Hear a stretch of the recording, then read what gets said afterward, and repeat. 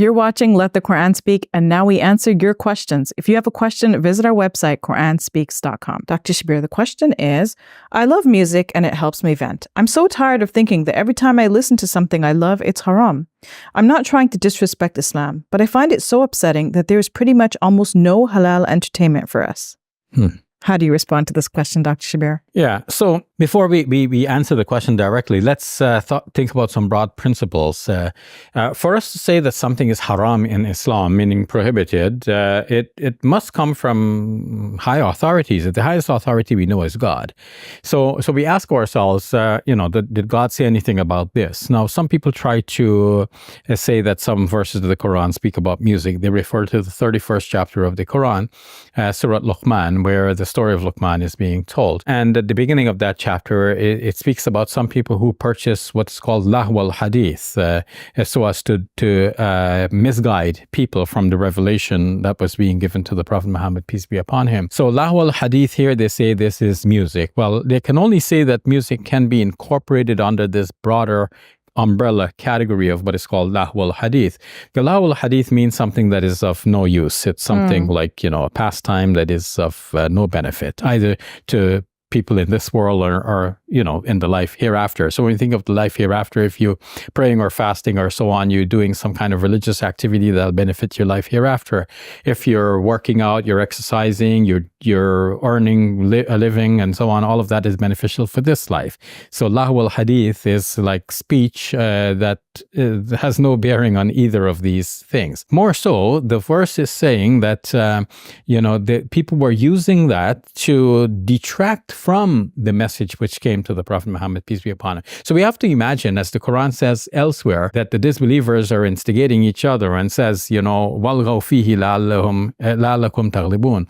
When the Quran is being recited by the Prophet, peace be upon him, make some noise in the midst of it so that you can dominate the atmosphere. So people won't be able to listen to the Prophet, peace be upon him, reciting the Quran.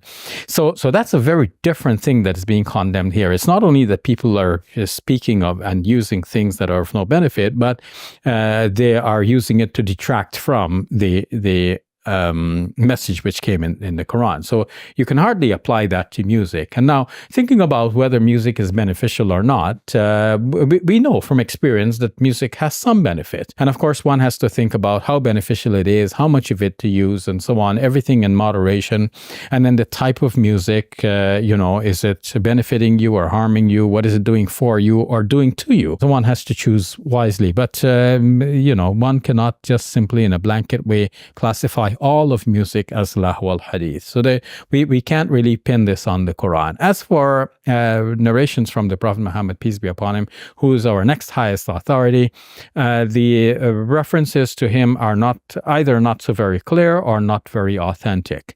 So you have in the lesser authentic narrative some condemnation of music, but we should ask, why isn't that condemnation in the most authentic forms of narratives which are related from him? It seems more like this is a later attitude that developed among Muslims, and they're trying to, get greater authority for it by attributing it back to the Prophet Muhammad, peace be upon him. Perhaps not deliberately, but over time, people imagine things and trace it back to the Prophet, peace be upon him. Somebody says, okay, this is so true. So where do we get all truth from? It must come from the Prophet, peace be upon him. It must be that he's the one who taught us this from the very inception. And so they try to trace it back. Okay, I got it from my teacher, but my teacher didn't make things up. He must have got it from his teacher, who must have got it from his teacher, who must have got it from the Prophet. And so people rationalize things in this way. Now, sometimes the narrative is an authentic source, but it's not so very clear. For example, the narrative which says that the Prophet, peace be upon him, came to destroy musical instruments, or that people will, try to legalize musical instruments. But the term for musical instruments there would include what is called a daf in Arabic, a drum. And it is known from many narratives that the drum was permissible, like at the times of wedding, at least on the days of Eid and so on.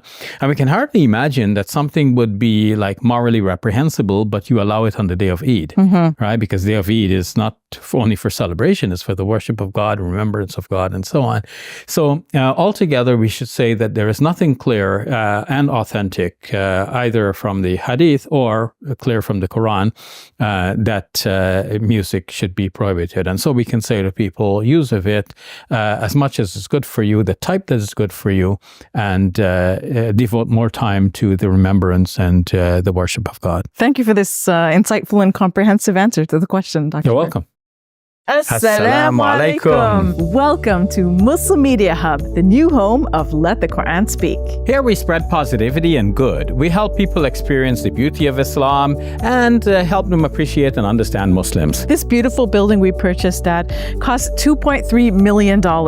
Yeah, we've already raised a third of that money, and with your help, inshallah, we can pay off the rest. So we're looking for people who can give $1,000 each. If you can be part of the select group, that's amazing. Otherwise, just please give whatever you can. Every dollar counts. It's our collective responsibility to share the message of Islam with our fellow human beings. Please help us continue this good work. It's a sadaqah jariyah, something that will continue to be a benefit to the Muslim community long after Safiya and I are gone.